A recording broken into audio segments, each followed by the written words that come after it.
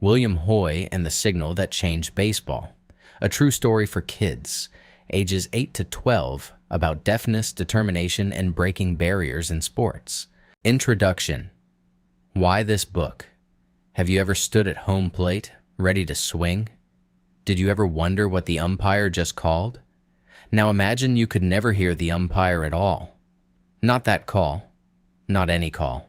Not ever. That was William Hoy's world every single time he stepped up to bat.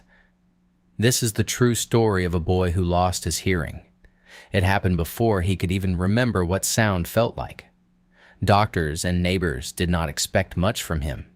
Some people thought he would spend his whole life fixing shoes. They thought that was all he would ever do. William had other plans.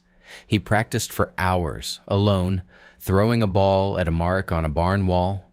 He worked until nobody could ignore his talent. He earned a spot on a professional baseball team. Almost nobody believed a deaf player could go that far. William did it anyway. Then he helped do something that changed the sport forever. William was part of the movement that brought hand signals to baseball. Those are the same signals umpires still use today. They are used in every game in every country where baseball is played. Every time you watch a game, you might see an umpire raise an arm. That's the signal for a strike. When you see it, you are looking at a piece of William Hoy's story. This isn't a story about a boy who had to stop being deaf. It isn't about fitting in. It's a story about a boy who found his own way to play the game. He loved that game, and he changed it for everyone who came after him. So get ready to meet a boy nobody expected much from. Get ready to meet the fastest, sharpest center fielder of his time. Find out how a game full of shouting learned to speak in silence. Let's play ball. Chapter 1. A farm boy who couldn't hear the thunder. Have you ever listened to thunder rumble across an open field?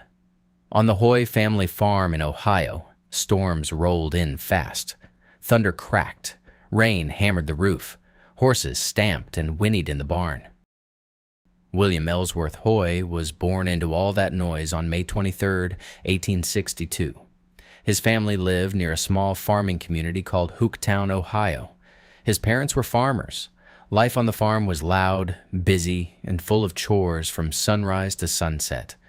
Baby William could hear every bit of it. He turned his head at his mother's voice. He jumped at the crack of thunder. He was a healthy, curious little boy. He was just like any other baby on a noisy Ohio farm. Then, sometime around his second or third birthday, William got sick. Nobody knows for certain what illness struck him. Many people at the time called it brain fever. Today, doctors think it may have been meningitis. That is a serious infection that can affect the brain. For days, William's parents were terrified. Would their son even survive the fever? William survived, but the illness left something behind that no doctor could fix. The thunder still cracked over the farm. William could no longer hear it. His mother's voice still called him in for supper. William could no longer hear that either. Imagine falling asleep in a world full of sound. Now imagine waking up in complete silence, forever. That was William's new life. He was barely 3 years old. His parents did not know sign language. Almost nobody around Hooktown did. There was no easy way for a small boy to tell his family what he wanted. He could not tell them what he felt or what scared him. In the late 1800s, most people had very low expectations for a deaf child. Many believed a deaf person could never hold a real job. Many believed a deaf person could never live on their own. Some thought the kindest choice was to keep a deaf child close to home forever, away from school and away from other kids. William's parents refused to give up on him that easily. They learned about a special school far from their farm. It was built just for children like William. Going there would mean leaving home at a young age.